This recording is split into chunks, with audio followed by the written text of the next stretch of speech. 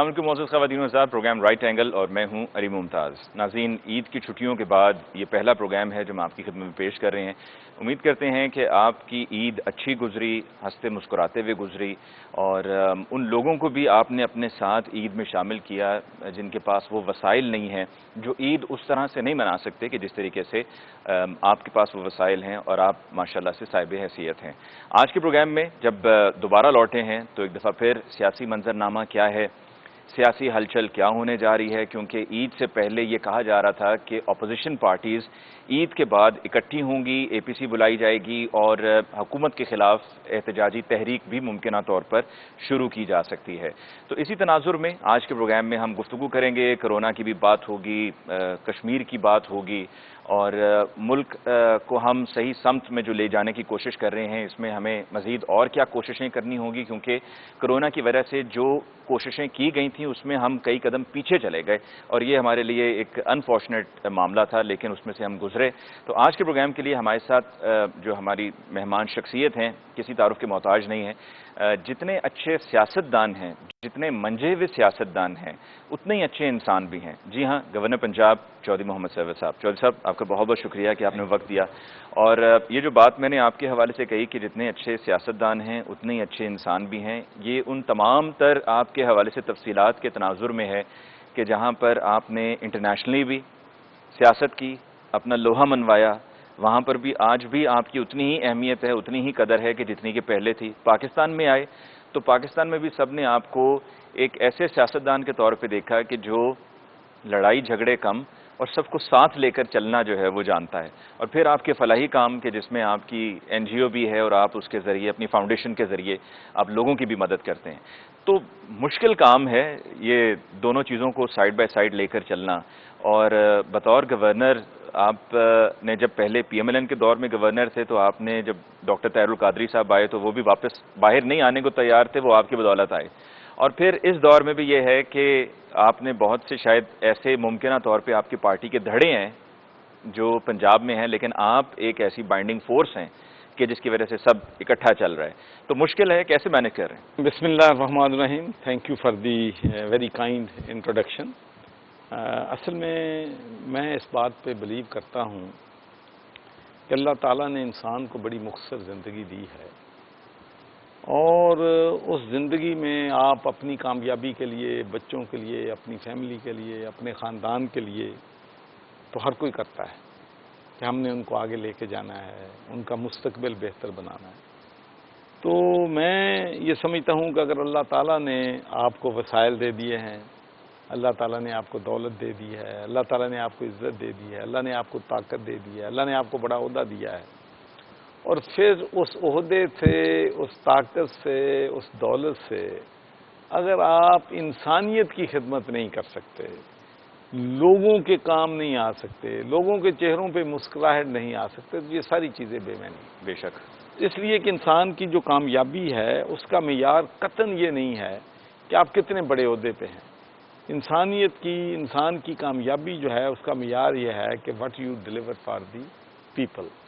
اور مجھے اس بات پہ بڑا فخر ہے کہ جب میں برطانیہ میں تھا تو وہاں اللہ تعالیٰ نے مجھے پہلا مسلمان ممبر آف پارلیمنٹ بننے کا شرف دیا، اور میرے لیے، میں آپ کو بتاؤں کہ میں اس سوچ سے ڈر جاتا تھا کہ پوری دنیا کے مسلمانوں کی ایکسپیکٹیشنز ہیں، میرے حلقے کے لوگوں کی ایکسپیکٹیشنز ہیں، پیلسٹینینز کی مجھ پہ ایکسپیکٹیشنز ہیں، کشمیر کے لوگوں کی ایکسپیکٹیشنز ہیں۔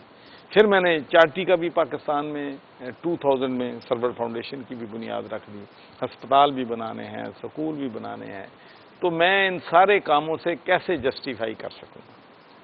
لیکن اللہ کا شکر ہے کہ میں سمجھتا ہوں کہ اگر آپ کی نیت صاف ہو، آپ ڈٹرمن ہوں کہ لوگوں کو سروس دینی ہے۔ چودھری صاحب، پالیٹکس وہاں کی آپ نے زیادہ انجوائے کی ہے یہاں کی، یا ابھی بھی بطور گورنر کیا ذہن میں آتا ہے کہ وہاں زیادہ مزہ آتا ہے؟ عرض کروں جی، وہاں پر برطانیہ کی پارلیمنٹ کا ممبر ہونا اور پہلا مسلمان ممبر آف پارلیمنٹ ہونا ایک بڑا اعزاز تھا، بے شک، اور انٹرنیشنل لیول پہ ایک بہت بڑی ریکگنیشن تھی۔ لیکن یہاں بھی آپ 110 ملین پیپل کو ریپریزنٹ کرنا it's a great honour and privilege and pride for me. اور میں تو ہر میرا جو سانس ہے اور ہر جو میرا منٹ ہے میری یہی خواہش ہوتی ہے کہ میں لوگوں کی بہتری کے لیے، لوگوں کو پینے کا صاف پانی دینے کے لیے، لوگوں کو انصاف دینے کے لیے، یونیورسٹیوں کو بہتر بنانے کے لیے ڈیورنگ کووڈ-19 تمام چارٹیبل آرگنائزیشنز کو 150 آرگنائزیشنز کو اکٹھا کیا اور ماشاءاللہ 550 کروڑ روپے کی donation in terms of ration packs, medical equipment, prime minister relief fund اکٹھی کی اور ماشاءاللہ 13 لاکھ سے زیادہ خاندانوں کو راشن تقسیم کیا. جو صاحب ہمیں ایک بریک لینی ہے، ہم بریک کے بعد جیسے ہی واپس لوٹ کر آئیں گے تو کشمیر پہ بات ہوگی اور کچھ ڈیول نیشنلٹی پہ بھی بات ہوگی، کیونکہ ابھی ریسنٹلی یہ عید سے پہلے معاملہ چل رہا تھا اور آپ وہاں پر اپنی تمام تر کشتیاں جلا کر پاکستان واپس آ گئے، تو کچھ لوگ ایسے ہیں جنہوں نے ایسا نہیں کیا. اس پہ بات ہوگی جی ایک بریک کے بعد.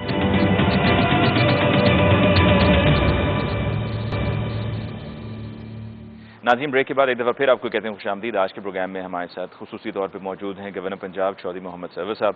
چودھری صاحب، وقفے پہ جاتے ہوئے کہا تھا کہ لوٹ کر آئیں گے، تو کشمیر کی جو آپ نے بات کی برطانیہ میں، آپ نے بڑے قریب سے تمام برطانوی حکومت کے آپریشنز کو دیکھا ہے. کشمیر کے ایشو پر آپ کو کیا لگتا ہے کہ کیا برطانوی حکومت اس کو سنجیدگی سے لیتی ہے؟ ہاؤس آف لارڈز میں، ہاؤس آف کامنز کے کمیٹی رومز میں اجازت تو دے دی جاتی ہے کہ جی کشمیر کانفرنس کر لیں یا کشمیر پہ ایک میٹنگ کر لیں، جس میں پاکستان سے جو لوگ جاتے ہیں جا کے کچھ جو ہمارے ہم خیال ممبر پارلیمنٹ ہیں ان سے مل لیتے ہیں، لیکن کیا صرف اس حد تک ہے یا واقعی وہ کشمیر ایشو کو چاہتے ہیں کہ ریزالو ہو؟ آپ کو معلوم ہے کہ جب 1997 میں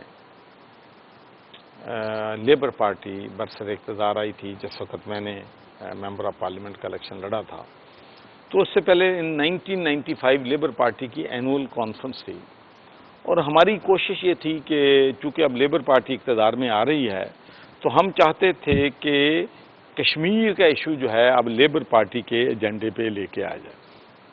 تو وہاں ایک پروسیس ہے کہ جو کنسٹیچوئنسی پارٹیز ہوتی ہیں وہ ریزولوشن موو کرتی ہیں. تو ہم نے 8-10 کنسٹیچوئنسی سے پورے یونائٹڈ کنگڈم میں ریزولوشنز موو کروا لیے کہ کشمیر کا ایشو جو ہے جب ہم حکومت میں آئے تو اس کو یونائٹڈ نیشنز کے ریزولوشنز کے مطابق ہم حل کرنے کی کوشش کریں گے. تو اس کے لیے بڑی ہم لوگوں نے لابی کی اور میں کریڈٹ دیتا ہوں ہمارے جتنے بھی کونسلر تھے. اس وقت ممبر آف پارلیمنٹ تو ہمارا کوئی نہیں تھا، نہ ہاؤس آف لارڈز میں تھا، لیکن ہمارے بہت سے کونسلر تھے. تو تمام لیبر پارٹی کے کونسلر اپنے خرچے پہ برائٹن میں پہنچے، یہاں پر یہ کانفرنس ہو رہی تھی. لیکن اس کے مقابلے میں انڈیا نے ایک ہوٹل پورا وہاں بک کروایا ہوا تھا، اپنے لوگ وہ لابی کرنے کے لیے اپنی لابنگ پہنچے ہوئے تھے. تو people were sympathetic to India, کیونکہ ان کا ایک امیج انہوں نے بنایا ہوا تھا دنیا میں کہ یہ ایک سیکولر اسٹیٹ ہے، largest democracy in the world ہے، جو کہ کانگریس کے دور میں یہ امیج جو ہے انہوں نے برقرار. لیکن نریندر مودی نے اس امیج کو دنیا میں ختم کر دیا. لیکن اب 1 سال ہو چکا ہے چودھری صاحب، اور 1 سال میں ہم نے کہیں ایسا نہیں ہوتے ہوئے دیکھا کہ ہمیں ہلکی سی کوئی جھلک بھی ملے کہ بھارت انٹرنیشنل پریشر کی وجہ سے کوئی اپنے فیصلے پر اس تبدیلی پہ ریورٹ بیک کرے. یہ بات ٹھیک ہے کہ نریندر مودی پریشر نہیں لے رہا، لیکن ایک بات ضرور ہے کہ یونائٹڈ نیشنز کی سیکورٹی کونسل میں 3 دفعہ یہ ایشو ڈسکس ہوا. کوئی نام نہیں وہاں سیکورٹی کونسل میں لیتا تھا کشمیر کا. امریکن کانگریس کے ممبر جو ہیں وہ ایشو کو اٹھا رہے ہیں، امریکن سینٹ کے ممبر اس ایشو کو اٹھا رہے ہیں. 50 سے زیادہ ممبر آف برٹش پارلیمنٹ نے خط لکھا ہے کہ اس ایشو کو ریزالو کرنے کے لیے برطانیہ کو ایفرٹس کرنی چاہیے، یونائٹڈ نیشنز کو ایفرٹس کرنی چاہیے. OIC میں اس کے بارے میں آواز جو ہے وہ اٹھائی گئی ہے.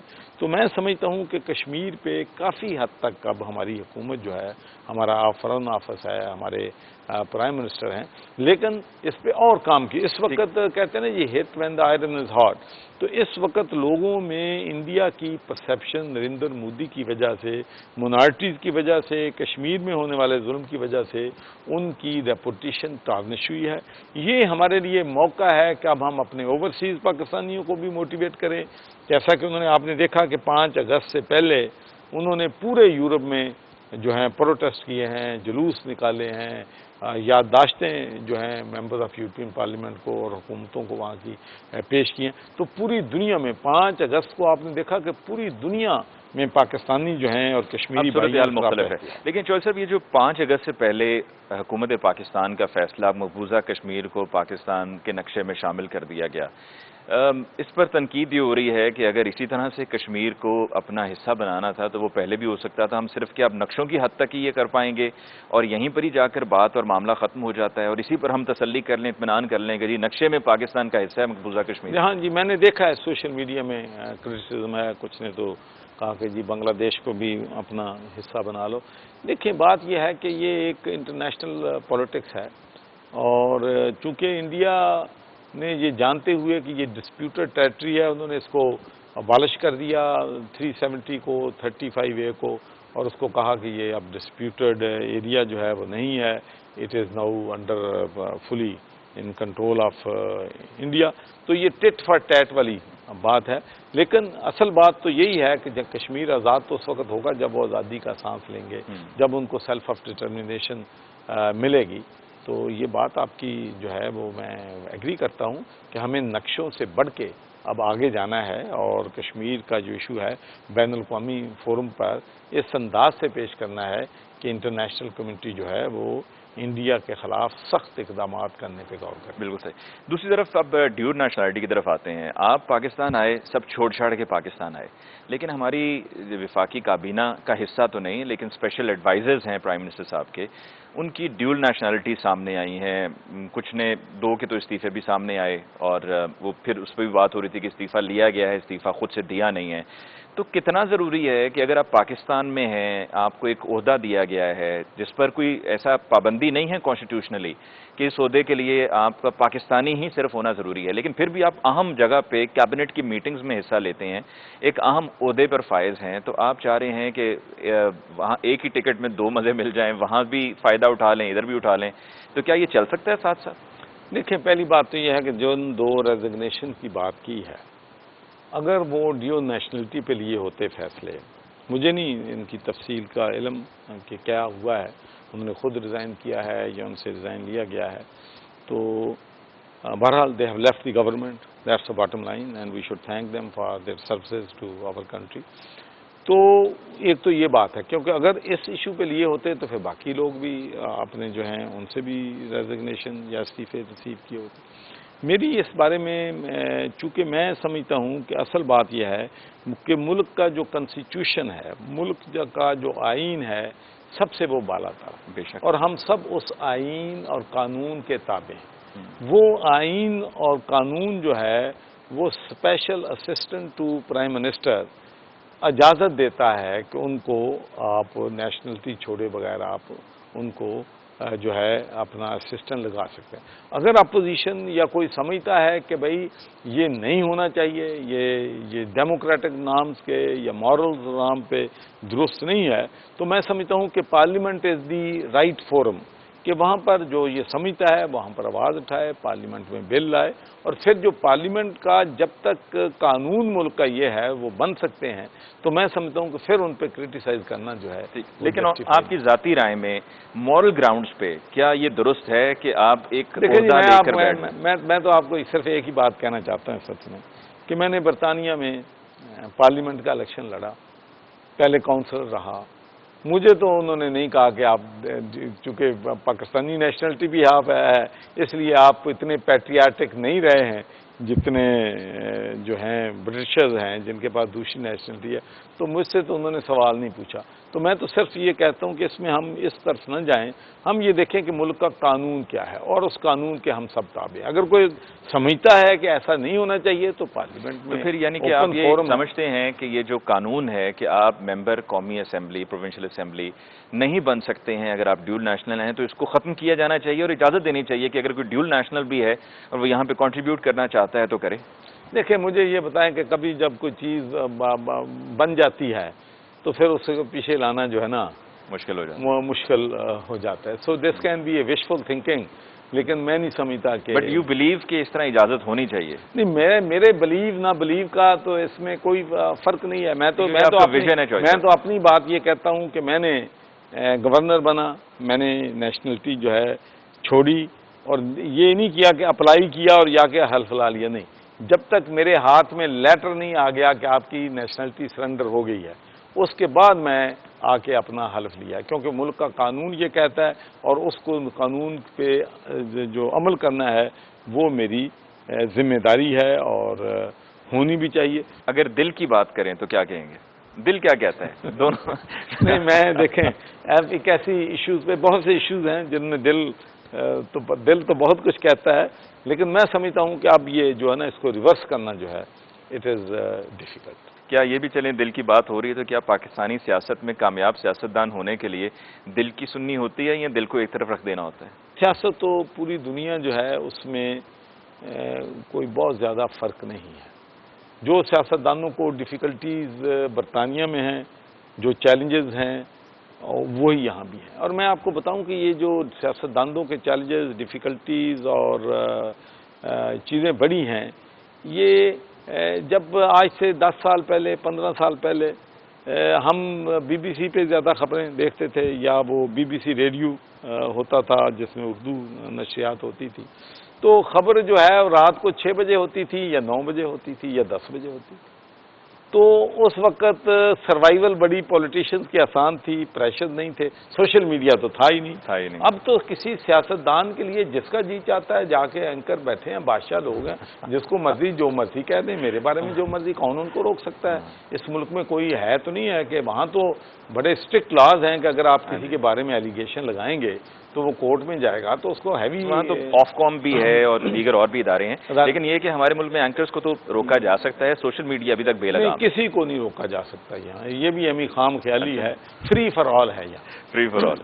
چلیں جی ایک بریک لیتے ہیں، اور ویسے ایک بات میں یہاں پر یہ واضح کر دوں کہ ہم بہت سے انٹرویوز کرتے رہتے ہیں اور مختلف پولیٹیکل پرسنالٹیز کی کرتے ہیں، اور کرنے سے پہلے کئی ایسی پولیٹیکل پرسنالٹیز ہوتی ہیں جو کہتی ہیں کہ ذرا سوال نامہ بھجوا دیں، جس طرح کہ اب سے کچھ ہی دن پہلے کی بات ہے کہ چیف منسٹر پنجاب عثمان بزدار صاحب کے حوالے سے تھا کہ جنہوں نے ٹائم دیا کامران خان صاحب کو اور انہوں نے کہا جی سوالات بھیج دیں، سوالات بھی بھیج دیے، پھر اس کے بعد ٹائم انٹرویو کا جو تھا اس پر انہوں نے معذرت کر لی اور انٹرویو ہو ہی نہیں پایا۔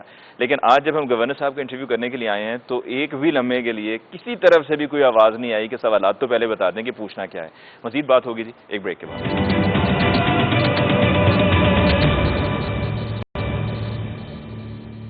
ناظرین بریک کے بعد ایک دفعہ پھر آپ کو کہتے ہیں خوش آمدید۔ آج کے پروگرام میں ہمارے ساتھ موجود ہیں گورنر پنجاب چودھری محمد سرور صاحب۔ چودھری صاحب، یہ کچھ ہی دن پہلے کی بات تھی چیف منسٹر پنجاب کی، وہ بات چونکہ میں نے وقفے پہ جاتے ہوئے کہی تو میں نے کہا اسی موقع کا فائدہ اٹھاتے ہوئے آپ سے پوچھ لیا جائے، یہ چیف منسٹر صاحب انٹرویو دیتے ہوئے کیوں اتنا گھبراتے ہیں؟ کچھ آپ کے تجربے سے سیکھ لیں۔ آپ نے ہم سے نہ سوالات مانگے، انہوں نے سوالات بھی مانگے اور پھر اس کے بعد انہوں نے معذرت بھی کر لی۔ میں تو اس بارے میں کچھ نہیں کہہ سکتا، اور مجھے نوٹس میں میں علم بھی نہیں ہے، نہ جاننے کی کوشش کیا تو اس میں کوئی نہ کوئی ہوگا ایشو جس کی وجہ سے یہ انفارچونیٹ سچویشن جو ہے وہ ارائز ہوئی۔ ہمارے لیے کامران خان بھی بہت قابل احترام ہیں اور ہمارے لیے چیف منسٹر پنجاب عثمان بزدار بھی بڑے قابل احترام۔ آپ کو لگتا ہے چیف منسٹر صاحب اب پہلے سے زیادہ کانفیڈنٹ ہیں ایز اے چیف منسٹر؟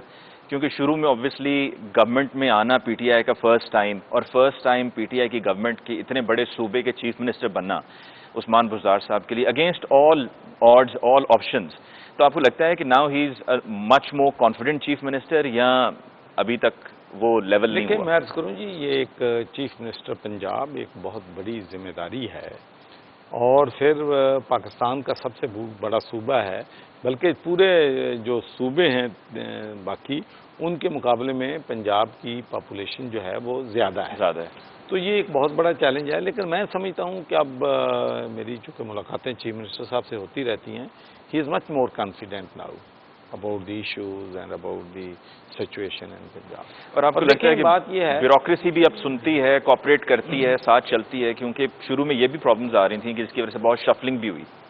نہیں، میرا خیال ہے کہ اب چیزیں جو ہیں بہتری کی طرف جانا جو ہے وہ شروع ہو گئی ہیں۔ لیکن میں آپ کو بتاؤں ہمارا ایشو کیا ہے۔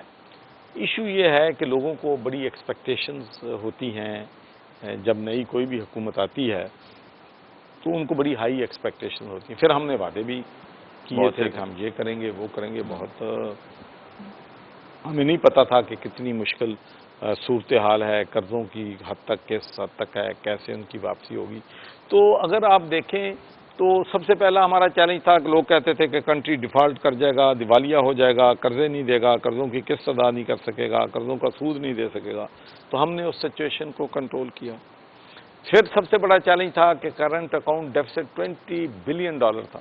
آپ سوچ لیں اصل میں عام بندے کو تو اگر 90% لوگوں کو پاکستان میں پوچھیں گے کہ کرنٹ اکاؤنٹ ڈیفیسٹ کیا نہیں پتا. نہیں بتاؤ گے، عام آدمی کو نہیں پتا. عام آدمی کو ایون برطانیہ جیسے ملک میں ایسی چیزوں پہ لوگ انٹرسٹ نہیں لیتے. برطانیہ جیسے ملک میں بھی لوگ کہتے ہیں کہ جی بریڈ ان کو کتنے کی مل رہی ہے، ان کو دودھ کتنے کا مل رہا ہے، اور ان کو شوگر کتنے کی مل رہی ہے، ان کو دالیں کتنے کی مل رہی ہیں. تو یہ ایک کامن پرسن جو ہے وہ چیزیں جو ہیں ان کو دیکھتا ہے. رول آف لا ہے، گورننس ٹھیک ہے، گندگی تو نہیں ہے، صفائی ہے. تو یہ چیزیں وہاں پر عام وہاں پر بھی دیکھتے ہیں. لیکن ملک کے جو انٹرنیشنل ایشوز پہ یا نیشنل ایشوز گین ہوتے ہیں ان پہ نو بڈی دلچسپی نہیں لیتا. یہی صورتحال پاکستان میں ہے. کرنٹ اکاؤنٹ ڈیفیسٹ اگر آپ دیکھیں کہ $20 بلین سے کم ہو کے $3 بلین پہ آ جائے تو یہ ایک میریکل ہے. یہ ایک بہت بڑی کامیابی ہے حکومت پاکستان کی. پھر آپ دیکھ لیں کہ ڈیورنگ کووڈ-19 ہم نے پوری دنیا کو حیران کر دیا. میرے پاس ٹیلی فونز آ رہے ہیں امریکہ سے، یورپ سے، نہ صرف پاکستانیوں کے، انگریزوں کو بھی. Muhammad can you help us, how did you manage to contain corona virus in Pakistan. کہا جاتا تھا کہ جی 50 لوگ جو ہیں، 1000 لوگ ایک دن میں 10 اگست کو جو ہیں وہ موت کا شکار ہو جائیں گے.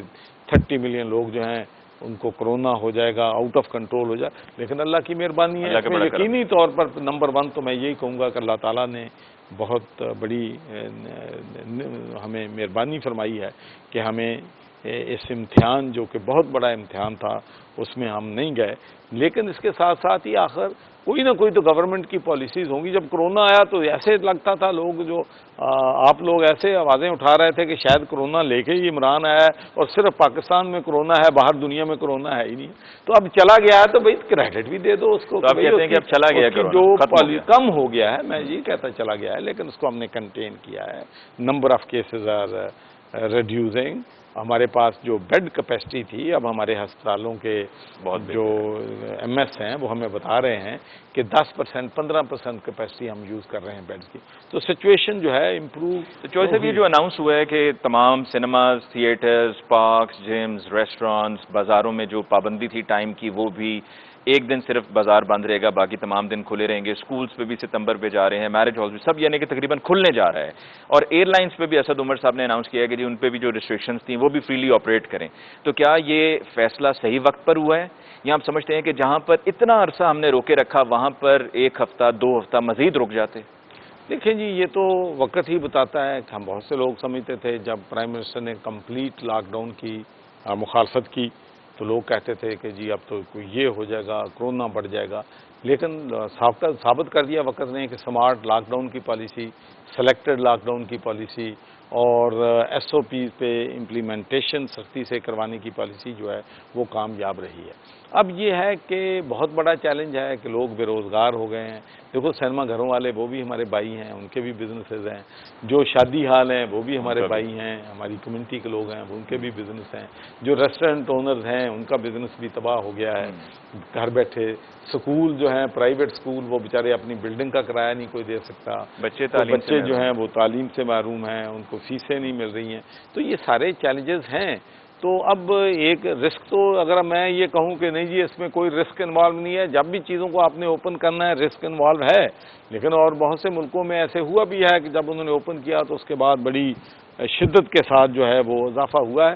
لیکن دا گورنمنٹس اینڈ جو ہمارے لیڈرز ہیں ان کو رسک لینا ہوتا ہے. لیکن اب ایس او پیز پہ عمل درآمد بھی کروانا ضروری ہے. اس کے ساتھ ساتھ ایس او پی کے ساتھ جو ہے عمل درآمد بہت ضروری ہے. پروگرام کے اختتام کی جانب بڑھتے ہوئے چوہے صاحب، جو بھی بات ہو رہی تھی گورننس کی اور صوبہ پنجاب کی، پولیس کو ٹھیک کرنے کی بات عمران خان صاحب نے 2011 اکتوبر میں جو تاریخی جلسہ کیا تھا مینار پاکستان پہ، تب سے وہ یاد ہیں جملے، اور اس کے بعد بھی کہتے رہے ہیں پولیس کو بہتر بنانا تھا. پنجاب اتنا بڑا صوبہ تھا، ایک ٹیسٹ کیس تھا، کے پی کے میں کامیاب رہے، پولیس کو ٹھیک کر لیا لیکن یہاں نہیں کر سکے. اور دیگر محکموں میں، اب سرکاری محکموں میں جائیں آج بھی اسی طرح سے کرپشن بھی چل رہی ہے اور لوگوں کو لٹکایا جاتا ہے. فائل ایک جگہ سے دوسری جگہ پہنچانے کے لیے بھی یہ کہ جب تک کوئی 100-200 پوزیشن کے اعتبار سے 500 نہ لگا دیے جائیں کام نہیں ہوتا. تو ان چیزوں کو کیوں نہیں اب تک آپ کی گورنمنٹ، آپ کی پارٹی ٹھیک کر پائی؟ میں سمجھتا ہوں کہ اگلے جو 2-3 سال ہیں ہمیں اپنا سارا فوکس جو ہے وہ گڈ گورننس کی طرف کرنا ہوگا. ہمیں پولیس ریفارمز کی طرف آنا ہوگا، ہمیں ایجوکیشن ریفارمز کی طرف آنا ہوگا، ہمیں ہائر ایجوکیشن سٹینڈرڈز کو امپروو کرنا ہوگا، ہائر ایجوکیشن میں میرٹ لے کے آنا ہوگا۔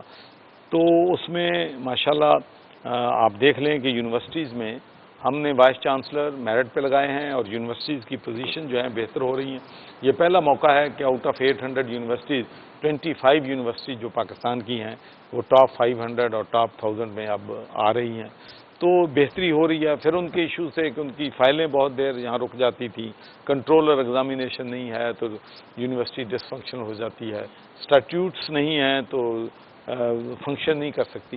تو ان چیزوں کو بھی سپیڈلی حل کرنے کی کوشش کی ہے۔ ہر وقت ہماری کوشش ہوتی ہے کہ ہم سیکٹریز کو بلائیں، ہم یونیورسٹیز کے وائس چانس کو بلائیں، ہم کوشش کریں کہ ان کو فیسیلیٹیٹ کریں تاکہ یونیورسٹیز کے نظام جو ہیں وہ صحیح طریقے سے چلیں۔ ہم نے ہیلتھ سروس میں ہم نے ہیلتھ کارڈ جو لائے ہیں، میں سمجھتا ہوں کہ that is a revolutionary thing. Stock market ہماری ماشاءاللہ جو ہے وہ بہتر ہو رہی ہے۔ اب ہماری ایکسپورٹ جو ہے پچھلے سال کے مقابلے میں جولائی میں بڑی ہے، تو میں سمجھتا ہوں کہ دیر از اے feel good factor now.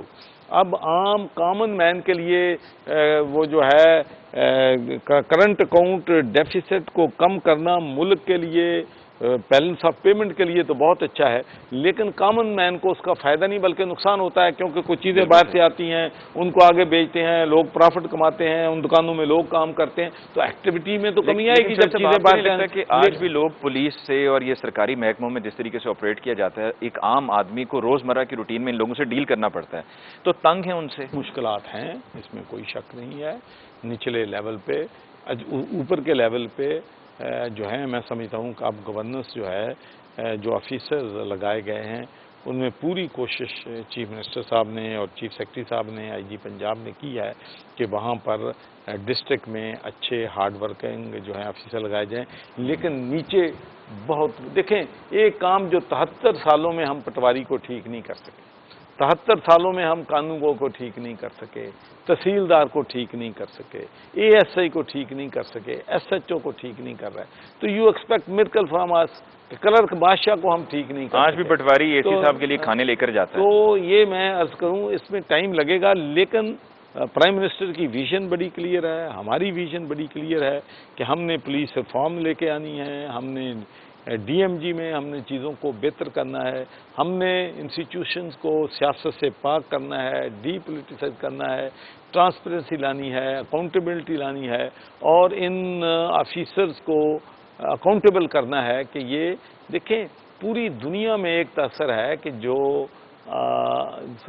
Public servants ہیں they are the servants of the people, لیکن یہاں کا جو انگریز نے یہاں نظام چھوڑا تھا انہوں نے ان کو حاکم بنا کے رکھا، اس لیے کہ انہوں نے اپنا جو اقتدار تھا اس کو طویل کرنا تھا، ان آفیسرز کے نیچے ان کو ڈسٹنس رکھنا۔ آپ دیکھ لیں کہ جتنے پولیس اسٹیشن اب پرانے ہیں وہ کسی آبادی میں نہیں بنے، باہر بنے ہوئے ہیں، جہاں ڈرونی جگہ پہ بنے، تو یہ چیزیں اب تبدیل ہوں گی۔ یقینی طور پر ہمیں جو ہے اگر کامن مین کو ریلیف، ایک تو بیسک جو ان کی نیڈز ہیں ان کو ہمیں پورا کرنا پڑے گا، چاہے وہ شوگر ہے، چاہے وہ آٹا ہے، چاہے وہ گھی ہے، چاہے وہ دالیں ہیں، چاہے وہ سبزیاں ہیں، چاہے وہ فروٹ ہے، کامن مین کی پہنچ تک وہ چیزیں ہونی چاہیے، پٹواریوں کو ریپلیس اور کیا اس کے ساتھ ساتھ ہی ہمیں یہ جو ہے اپنی جو لوگوں کو ریلیف نہیں مل رہا پٹواری سے، تھانے دار سے، تو وہ بھی ریلیف جو ہے ہمیں دینا ہوگا، اور پھر ہی ہم اپنی کریڈیبلٹی جو ہے اس کو ماسز میں جو ہم نے وعدے کیے تھے قوم سے ان کو اسٹیبلش کر سکتے ہیں۔ ٹھیک ہے، towards the end of the programme جی، جو شروع میں بھی کہا تھا کہ ہم بات کریں گے، اب عید کے بعد آپ کو لگ رہا ہے کہ جو یہ سیاسی اتحاد ہونے جا رہا ہے حکومت کے خلاف، اس میں کوئی تھریٹ ہے گورنمنٹ کے لیے، یا یہ آپ کو لگ رہا ہے کہ بس ایسے ہی مل بیٹھیں گے، کچھ وقت گزاریں گے، چائے شائے چلے گی، ملاقاتیں ہوں گی؟ لوگ جو موومنٹ چلتی ہیں پہلے تو اس میں آئیڈیالوجی ہونی چاہیے کہ مقصد کیا ہے موومنٹ، کیوں موومنٹ چلانی ہے۔ دوسرا یہ ہے کہ اس موومنٹ کو چلانے کے لیے تمام پارٹیاں جو ہیں ایک پیج پہ ہوں۔ تو میں آپ کو اپنا جو میرا ایکسپیرینس ہے سیاست کا تھوڑا بہت، اس کی بنیاد پہ میں بالکل کہہ سکتا ہوں کہ یہ ایک دوسرے پہ اعتبار نہیں کرتے، یہ ایک دوسرے کے بارے میں سسپیشس ہیں، پارٹیوں کے اندر اختلافات ہیں، پارٹیوں کے درمیان اختلافات ہیں، سب وہ سمجھتے ہیں، ایک سمجھتا ہے کہ وہ ہمیں دھوکہ نہ دے جائے، دوسرا کہتا ہے کہ ہمیں دوسرا نہ نائف کر جائے، تو یہ مسٹرسٹ اپوزیشن میں موجود ہے۔ مولانا فضل الرحمان بھی نہیں ان کو اکٹھا کر سکتے؟ بھئی اگر اکٹھا کرتے، مولانا فضل الرحمان نے اکٹھا کیا کرنا؟ جو انہوں نے احتجاج کیا کون اس میں شامل ہوا؟ سوائے جا کے وہاں تقریریں کرنے کے لاہور میں آئے ہیں تو کتنے لوگ آئے ہیں دوسری جماعتوں کے یا مسلم لیگ؟ اکیلے ہی نکلے تھے اور اکیلے ہی رہے پھر۔ بس تو یہ میں سمجھتا ہوں کہ یہ جو ہے نا ان نیچرل الائنس، میرا نہیں خیال ہے۔ حکومت کو ان سے کوئی خطرہ نہیں ہے۔ وہ آپ کہہ رہے تھے نا کوئی وجہ ہونی چاہیے، وہ کہتے ہیں جی انکمپیٹنٹ ہیں، آپ ان کی انکمپیٹنسیز دیکھ لیں کہ آرڈیننس لاتے ہیں، کلبھوشن کے معاملے میں بھی آرڈیننس لے آئے۔ میری بات سنیں، بالکل وہ کہتے ہیں کہ جی ہماری ایک دو چیزوں پہ، تین چیزوں پہ زور دے رہے ہیں، نااہل، نالائق، کرپٹ، تین ہی باتیں کہتے ہیں، تین باتوں کے علاوہ تو ان کے پاس کوئی بات نہیں ہے، لیکن کرپٹ والی بات تو جو ہے وہ پبلک بائے کرنے کے لیے تیار ہے۔ نالائکی کے بارے میں نالائق اور کیا بات ہے اس کا، لیکن میں یہ کہتا ہوں کہ اپوزیشن جو ہے وہ نالائق اور نااہل ہے، جو کہ لوگوں کو اتنا مشکل وقت کے باوجود، اتنی حالات جو ہیں ہمارے، اتنے بڑے چیلنجز سے ہمارے، کہ اپوزیشن اکٹھی نہیں ہو سکی ہے، ایشوز پہ اپوزیشن بات نہیں کر سکی ہے، انہوں نے اپنی کوئی پرسپشن لوگوں کی نظر میں گڈ ول نہیں بنائی ہے، کوئی لیڈر بن کے مرج نہیں ہوا ہے، تو میں سمجھتا ہوں کہ اپوزیشن نالائق اور نااہل ہے۔ حکومت نالائق نہیں ہے؟ نہیں، حکومت نالائق نہیں ہے۔ حکومت کی کوئی اب تک نالائکی سامنے نہیں ہے؟ نہیں، میں کہتا ہوں کہ کوتاہیاں اور کمزوریاں تو سیاست کا حصہ ہیں۔ آئی ڈڈ ناٹ سے کہ وی آر پرفیکٹ، ہم سے غلطیاں بھی ہوئی ہوں گی، ہم سے کچھ کمزوریاں بھی ہماری ہوں گی، لیکن ہم سمجھتے ہیں کہ ہم ملک کو صحیح سمت میں ڈھالنے کے لیے اپنی سنسیئر ایفرٹ جو ہیں وہ کرتے ہیں۔ لیکن یہ جو آپ کی پارٹی کی بھی دھڑے بازی ہے پنجاب میں، آپ نے تو جوڑنے کی کوشش کی ہے، لیکن پھر کچھ نہ کچھ نکل آتا ہے۔ آئے دن پتہ چلتا ہے کہ پرائم منسٹر صاحب آ رہے ہیں لاہور، اور لاہور آ کر پھر باقاعدہ اناؤنس کرتے ہیں کہ چیف منسٹر صاحب عثمان بزدار صاحب ہی ہیں اور یہی رہیں گے، اور میرا اعتماد ہے ان پر۔ ورنہ اس سے پہلے پتہ چلتا ہے جی کبھی نام آ جاتا ہے میاں اسلم اقبال صاحب کا، کبھی علیم خان صاحب کا، کبھی کسی اور کا، تو یہ چلتا رہتا ہے معاملہ۔ اچھا، میں ایک بات پوچھنا چاہتا ہوں آپ سے، ایک سوال میں بھی جی ضرور۔ مجھے بتائیں کہ آپ نے میاں اسلم اقبال کی بات کی ہے جی، اور کس کی ہے؟ جی علیم خان صاحب کی ہے، اور کس کی ہے؟ ابھی میں نے نام نہیں لیا، لیکن ساؤتھ پنجاب سے کوئی نہ کوئی نام، پنجاب سے بھی تین چار۔ مجھے بتائیں کہ ان میں سے کبھی کسی نے میڈیا میں کسی پرائیویٹ محفل میں کہا ہو کہ میں یہ بننا چاہتا ہوں؟ کسی نے نہیں کہا، بلکہ جب ہم نے پوچھا ہے تو وہ کہتے ہیں کیوں مروانا جی۔ نہیں، پھر میں سمجھتا ہوں کہ پھر آپ لوگ ہی مچا رہے ہیں یہ سارا، یعنی کہ آپ کو نہیں لگتا ہے کہ کبھی ایسا ہونے والا ہے؟ دیکھیں جی، جب تک میں بار بار یہ بات کہتا ہوں، اتحادی جو ہیں ان کو عثمان بزدار پہ اعتماد ہے، پروونشل اسمبلی کے جو ممبر ہیں ان کو ان پہ اعتماد ہے، پرائم منسٹر عمران خان جنہوں نے فیصلہ کرنا ہے ان کو ان پہ اعتماد ہے، لیکن میں نے تو پچھلے 2 سالوں میں نون کے بھی کسی بندے نے پارلیمنٹ کے اندر اس کو کرٹیسائز کرتے نہیں دیکھا۔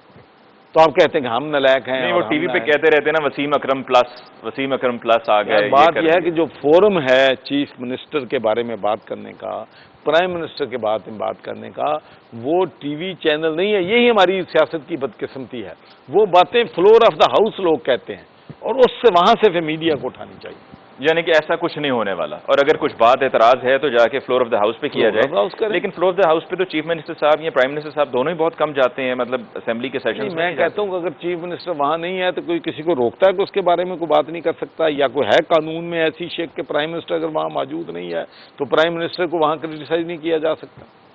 تو یعنی کہ یہ معاملات جو ہیں اب یہیں پر ہیں اور آگے میرا خیال ہے کہ یہ ویسے کبھی کہیں گے جی اے پی سی بن رہی ہے، اور دھڑا بھی کوئی نہیں ہے پنجاب میں پی ٹی آئی کا کہ مختلف دھڑے بنے ہوئے ہوں۔ عمران خان کی قیادت میں سب متفق اور متحد ہیں، اور اللہ کرے گورنر صاحب کہ اسی طرح سے ہم بھی متفق رہیں اور اتفاق سے چلیں اور ملک ترقی کرے، ورنہ میڈیا کو بھی کوئی شوق نہیں ہے کہ حکومت پہ کرٹیسائز کرے، لیکن جہاں پر غلطی ہوتی ہے وہاں پہ کرٹیسزم بنتا ہے، تو لہٰذا وہ کرنا ضروری ہو جاتا ہے۔ اگر ہم نہیں کریں گے تو پھر یہی کہا جائے گا کہ جی یہ بھی مل گئے ہیں۔ نہیں جی، بات یہ ہے، اصل میں پرابلم اب میڈیا کا یہ ہے کہ تنقید کے بغیر سودا بکتا نہیں ہے، اس لیے ہم آپ کی مجبوری سمجھتے ہیں۔ نہیں، لیکن دیکھیں آج کے پروگرام میں نے کوئی زیادہ تنقید نہیں کی، نہیں ٹھیک اس لیے نہیں کی کیونکہ آپ کی شخصیت ہی ایسی ہے کہ تنقید کتنی کی جائے، لیکن اگر یہاں پر آپ کی جگہ پہ چیف منسٹر صاحب ہوتے تو آغاز بھی تنقید پر ہونا تھا اور اختتام بھی تنقید پر ہونا تھا۔ آپ کو بہت بہت شکریہ شعیب صاحب کہ آپ نے وقت دیا۔ ناظرین، آج کے پروگرام میں ہماری گفتگو ہوئی گورنر پنجاب چودھری محمد سرور صاحب سے۔ انشاءاللہ آپ کی خدمت میں جلد پھر حاضر ہوں گے، تب تک کے لیے مجھے علی ممتاز کو دیجیے اجازت۔ اللہ نگہبان۔